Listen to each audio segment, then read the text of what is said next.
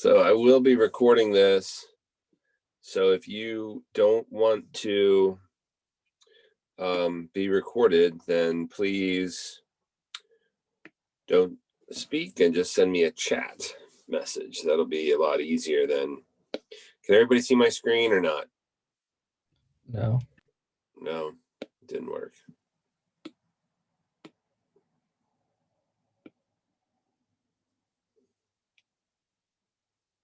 All right, now you can see the screen. Heat transfer method. So the last part of chapter 14 that we're going to talk about is heat transfer, how heat is transferred in an object, or between objects, I should say. So we talked about heat and the difference between heat and temperature. We should know that, right? Heat is an energy, temperature is the average energy of the molecules moving. So the heat, when two things are at different temperatures, heat will flow from one to the other, and it always flows from hot to cold, higher energy to lower energy. And these are the three ways that heat can transfer: conduction, convection, and radiation. Conduction is the heat transfer through physical touch. Convection is through flow in a fluid, and radiation is through electromagnetic waves. And depending on the material or the substance or whatever you want to call it, heat will transfer at different rates. So some things are good conductors. Pretty much anything electricity conducts through, heat is going to conduct through. And if electricity doesn't, that's called an insulator, then heat's not going to. So copper, aluminum, gold, silver, these are all good conductors. Insulators, right? If you're going to put insulation up in your house, it's glass, fiberglass insulation. Wood helps, plastic, rubber, air, that's an insulator.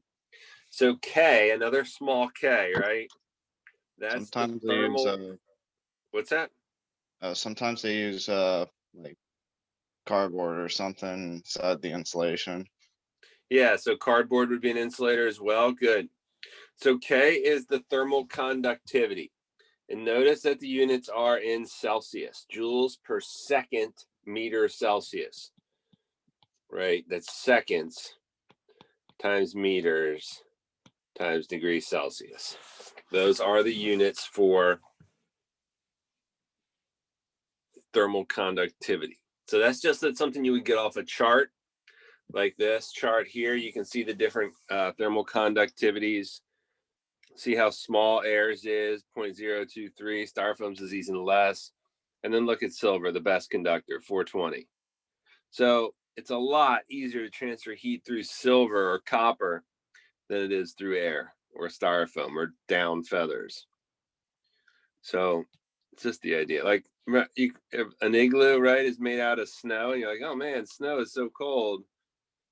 How can that insulate or keep me warm? Well, it's because snow has very small conductivity, thermal conductivity. So when you're inside the igloo, you're giving off heat, and that heat's not going to leave the igloo. It's going to stay inside the igloo and keep everybody warm. The contact area, the size of the contact area is another determinant on how much heat is going to flow. So when you have two things together, the amount of heat that flows is also dependent upon the contact area. So the bigger the contact area, the more heat will flow. So if you have a giant window in the front of your house, right, you're going to lose a lot of heat through that window. Whereas if you have just a small port window is the only way the heat can flow out, you're going to keep the heat in your house. So the bigger the contact area, the more heat that you're going to lose.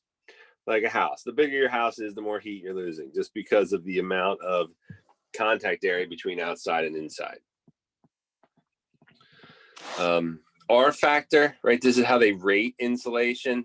Higher the R factor, the better the insulator. So the ratio of D over K, where D is the thickness. So it makes sense. The bigger the K and the thicker it is, the higher R value it's going to have. So bigger the R, the more bigger the insulator. And here's our formal formula for thermal conductivity. Notice Q over T, remember that's a power. That's the rate that heat is transferred. If you're just looking for Q,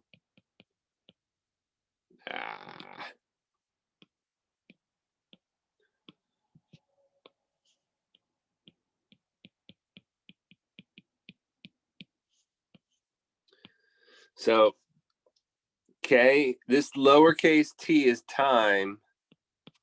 The uppercase T stands for temperature. And D is thickness. A is your surface area or contact area. Usually pi r squared or length times width, one or the other.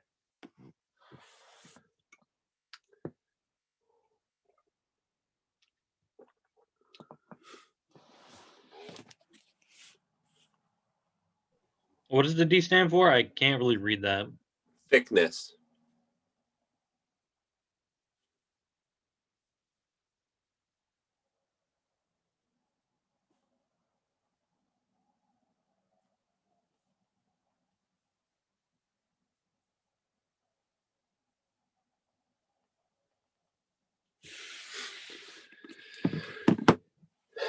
Any questions there? All right, so a single pane of glass in a window has dimensions of 3 by 2 and is 6 millimeters thick. How much heat will flow through the glass in 2 hours if there is a temperature difference of 6 degrees Celsius between the inner and outer surfaces? All right, so let's just go through here and write down what we have.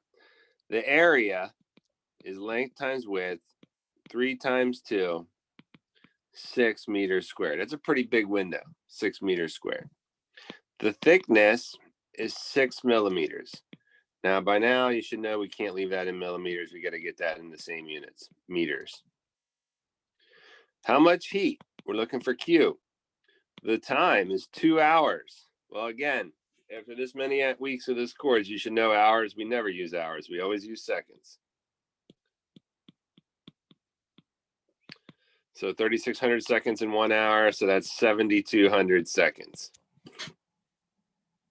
And delta T, the temperature difference is 6 degrees Celsius. Now we have to find K for glass. I'll call it KG, K for glass. So I'm going to go back, scroll back, look that up. K for glass on average is 0.84.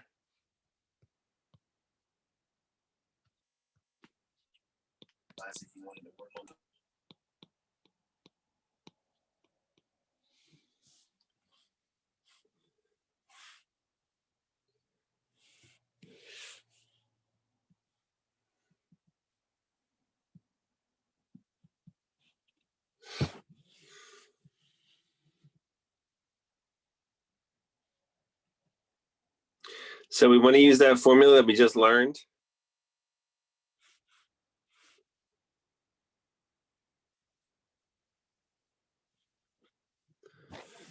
So that was Q equals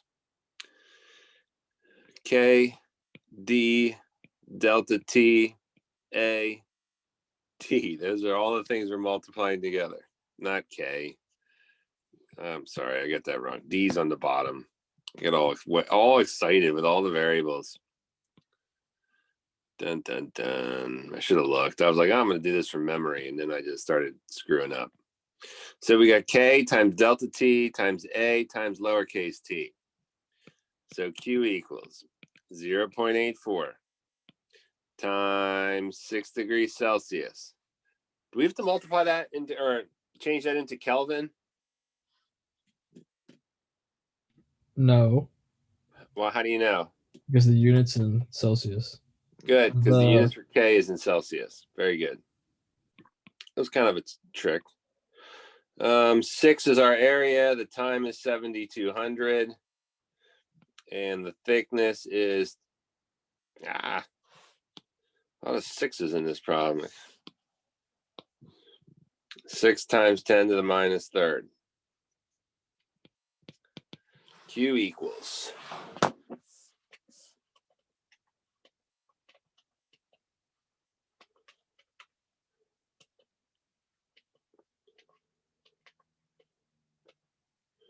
.63 times 10 to the 7th joules.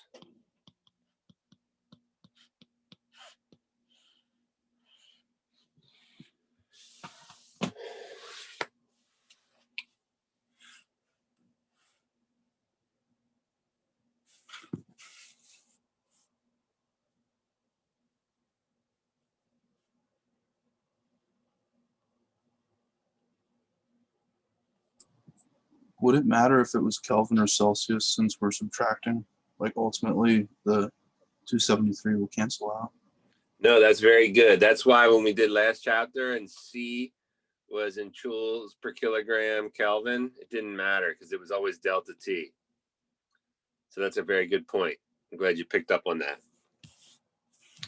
That was from last section.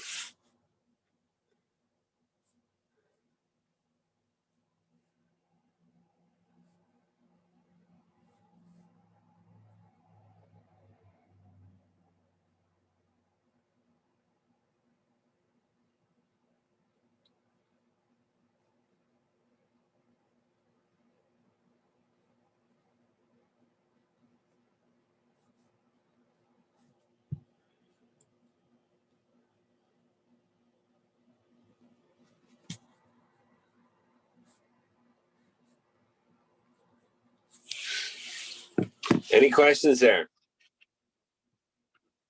Are we having fun tonight? All that applause, I can hardly contain myself. I might have to stand up and teach. I'm so excited. All right, now, if we have multiple materials, so that was just one pane of glass, that last problem. That's it.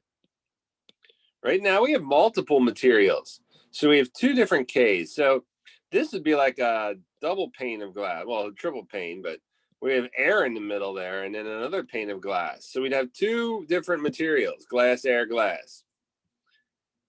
So to do this, I'm going to show you the derivation, although I don't expect you to remember this and you don't need to know it. You just have to use the formula at the end.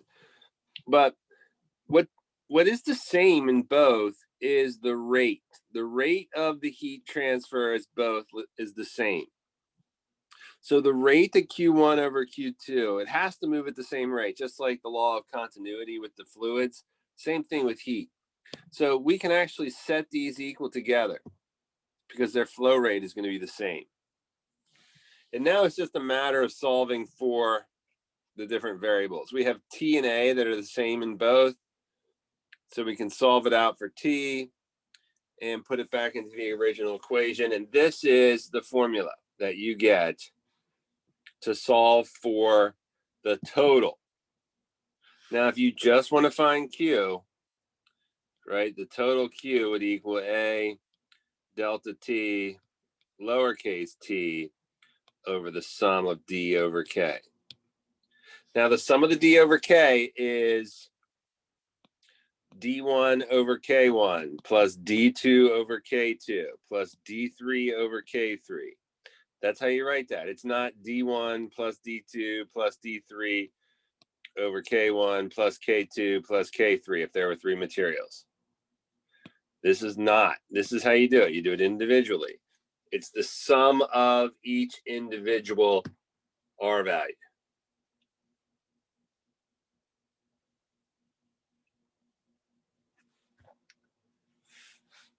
So let's try one of these problems.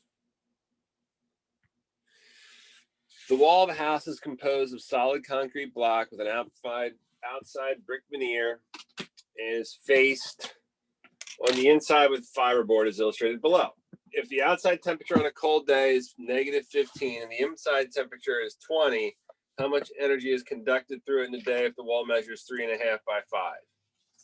So what we want to do is we want to look up these K values first. So I got my book. I could flip back in the old PowerPoint, but I got the book out. I might as well use it. It's so heavy. All my energy I exerted moving this book is going to be well worth it when I find that page. And I found it. So we got fiberboard, which is what? Drywall essentially. So fiberboard, let's hope it's on here. It's not on this chart. So we're going to go with plasterboard. We're going to call it plasterboard because that's on our chart. Same idea. Plasterboard. So K of the board is, I don't want to use B because we have brick.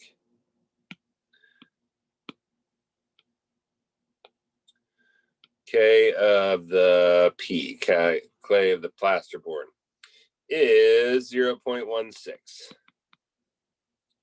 And these are in joules per second meter degree Celsius. And then K of concrete is equal to 0.84. And K of the brick is equal to, where's brick? Oh, I don't have brick either. This is an old problem. I'll just look it up. Thermal conductivity brick.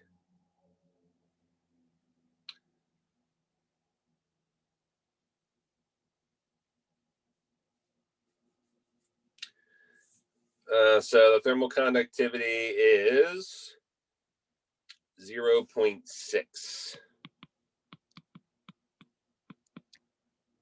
Those are the numbers I'm going to use. So we got 3 different materials and their thermal conductivity is written down. It says the change in temperature is 20 minus negative 15, 35 degrees Celsius. The area is 3.5 times 5. So that's 17.5 meters squared. The time is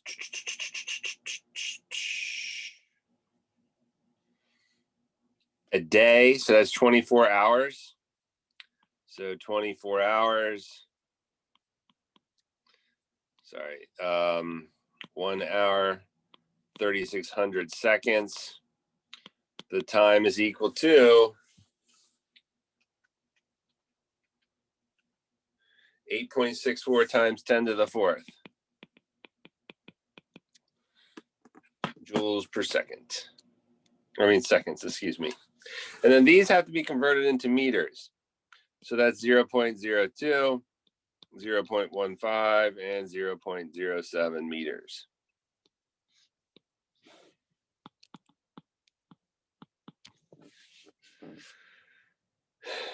Now we can do our problem solving. So the problem is the sum of the Q's equal A delta T T over the sum of D over K. Right, that's our formula from the last page. Sum of the Q's equal. Well, the area stays the same. They all have the same contact area. You can see that in the picture. So that's 17.5. The temperature is 35 degrees from one side to the other. And the time is 8.64 times 10 to the 4th. Divided by, all right, D over K for fiberboard is 0.02 over 0.16 plus concrete 0.15 over 0.84 plus brick 0.07 over 0.6. The sum of the Q's equal, this is hard to put into your calculator actually.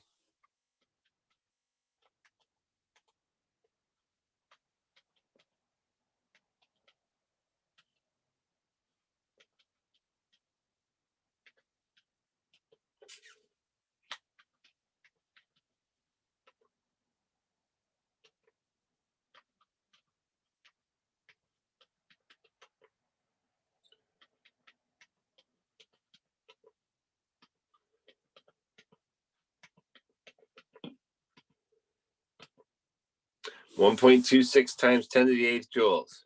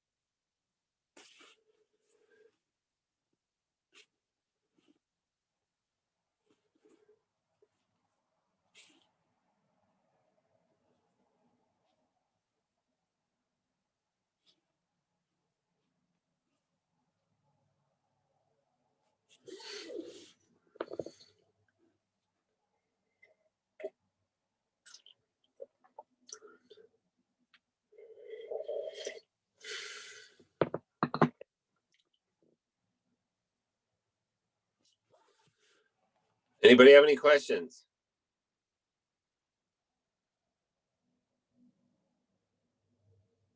How'd you plug that into your calculator? I'm not getting the right number here.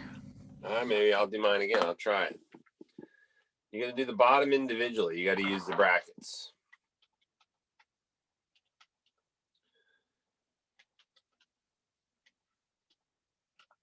So on the top, I got 5.29 times 10 to the 7th. That should be easy.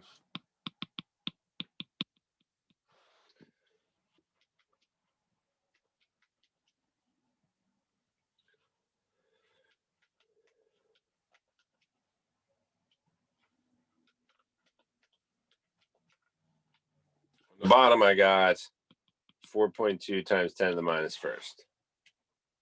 Oh, I got 1.26 times 10 to the 8th. Yeah, that's the same thing I got.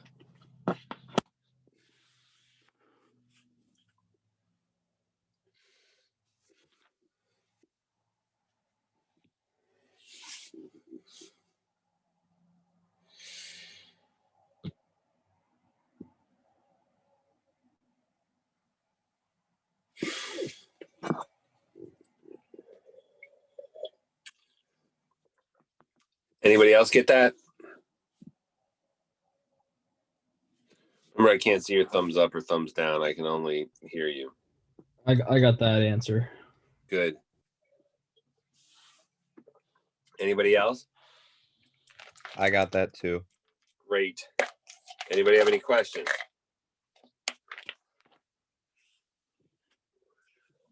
All right, let's move it on down the line then. Convection, we don't have any formulas or math for convection. It just occurs because of buoyancy, because this at the bottom gets hotter and the water at the top is colder. So the heavy cold falls down and the hot at the bottom rises up because it's less buoyant or more buoyant. And this creates a pattern, a circular pattern. And if you ever put like egg dye or any kind of dye, food coloring into boiling water, you can see that it circulates, the water circulates. So that's convection. We will do some math or radiation. Radiation is essentially electromagnetic waves. That's our key word here. And what happens is these waves, they get absorbed by a material that has these atoms in the material. And when the wave goes into the atoms, it excites the atoms. So they start moving with more kinetic energy. And since now they have more kinetic energy because they get hit by this wave, their temperature goes up. So this is how electromagnetic waves heat something. So like infrared radiation, water molecules really absorb infrared radiation. So they're going to receive the radiation and it excites them and it causes them to gain kinetic energy. And that's why we use red lights or infrared radiation to heat things or to keep things warm, because the water molecules really absorb it. So anyway, that's essentially how radiation works.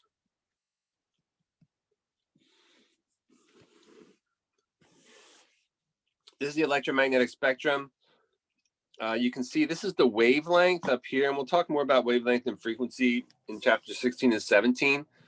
But this is 1,000 meters. That's a big wavelength. That's what, over 10 football fields. That's one wavelength of 10 football fields. I'll try to draw that out. I don't know if I even can. So there's your football fields. Imagine that. That's one wavelength of a radio wave. And then a gamma ray is the smallest, highest frequency, most energetic. That's to the minus 12th power. That's tiny. That's really tiny. Look at even visible light right here. These are what we can see. So we can only see this much of the spectrum. All of this we can't see with our naked eye. So there's a lot going on that we can't see. Just because your five senses don't detect it doesn't mean it's not occurring. Sometimes you got to use your spidey sense. Anyway, I'm glad I'm recording this. Here's the formula for radiation. It's a Stefan Boltzmann law of radiation. Remember Boltzmann from the ideal gas law? Q over T equals sigma. This is a lowercase sigma. E is the emissivity. A is the area, T is the temperature, and this temperature has to be in Kelvin. Exclamation points. So here is the Stefan Boltzmann constant. That's sigma. That's a constant value, 5.67 times 10 to the minus 8. It's easy to remember. 5, 6, 7, 8. Emissivity, this is how well you receive light or give off light. So an ideal radiator has an emissivity of 1, a black body radiator. This is a perfect radiator. All the energy is given off as light, right? Impossible. Like a black hole. All of it is absorbed. So 0 is a perfect reflector. Nothing is absorbed. And we know mirrors aren't even, the shiniest mirror is not a perfect reflector. Some of the waves are getting through the surface and exciting the molecules. You're losing some energy to wave friction, essentially. So 0 would mean, if this is 0, that means no heat is being transferred at all. So 1 is the max emissivity. That's an ideal black body radiator. 0 is an ideal reflector. And here's just another statement.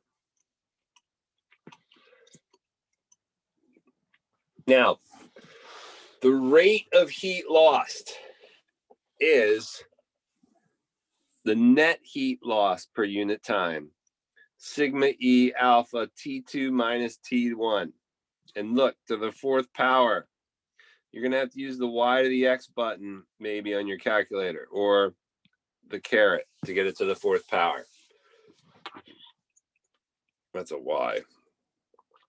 That's your net rate heat transfer. When T2 is greater than T1, it's positive. That means you're transferring from hot to cold. So like if you're giving off energy, you're going to have T2. That's the surrounding, or T2 is the surrounding temperature. The object is T1. So if you're hotter than the air, you're losing energy. This is the object. This is the environment, so to speak, or the surroundings. Sometimes it's TS to the 4th minus TO to the 4th for object and surroundings. So T2 is the surroundings, T1 is the object.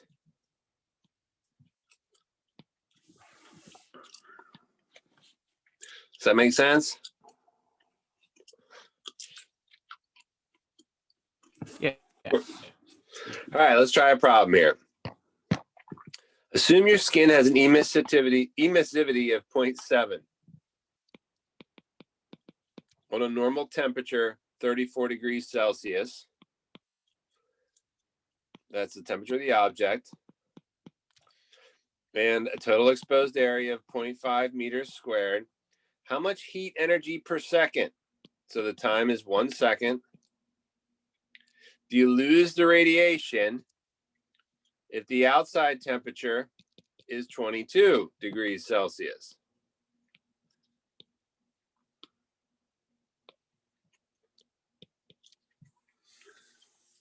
So we have our Boltzmann's constant, Stefan Boltzmann constant, 5.67 times 10 to the minus 8 joule per meter squared Kelvin.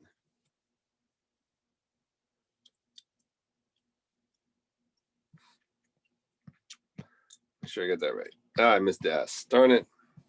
And the Kelvin to the fourth. Kelvin to the fourth S. The real thing I was trying to get at is the Kelvin. So we got to add 273 to each of these. So that gives me what? 307. 295.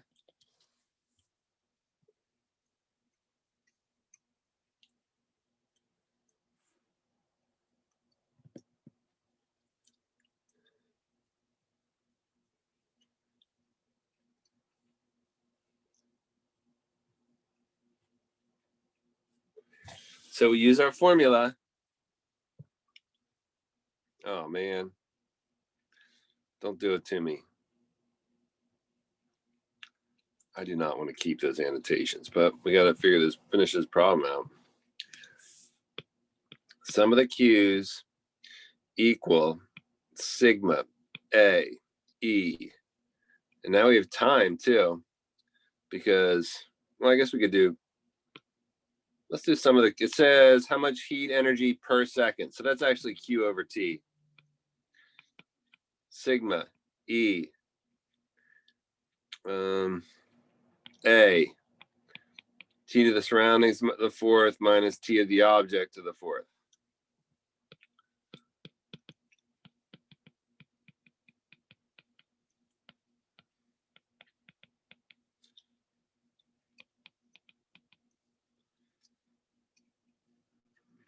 I'm gonna run out of room.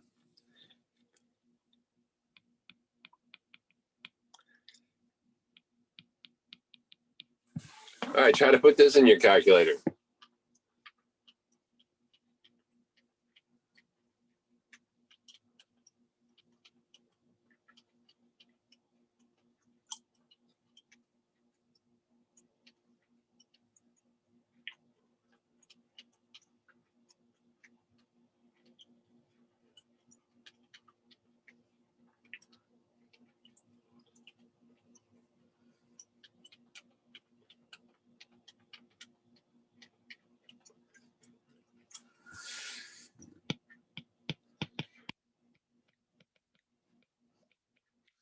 Did you get negative 25.99 joules?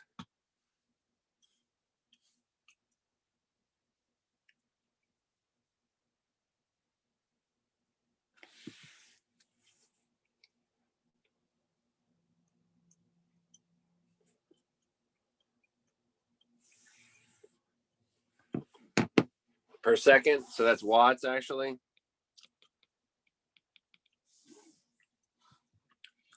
Anybody else get 25.99? That's what I got. Nice. Yep, same here. Perfect. Great job, team.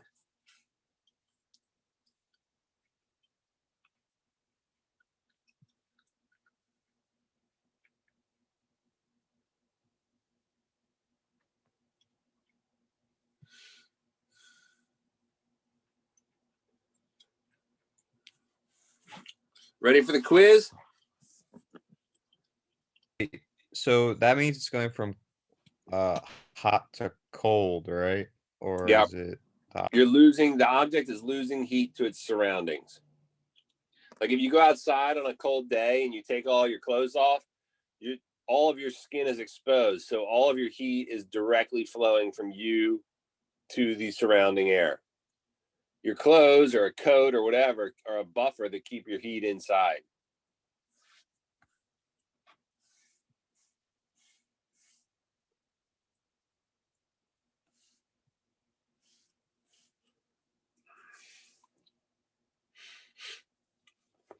All right, here comes the quiz. Boom.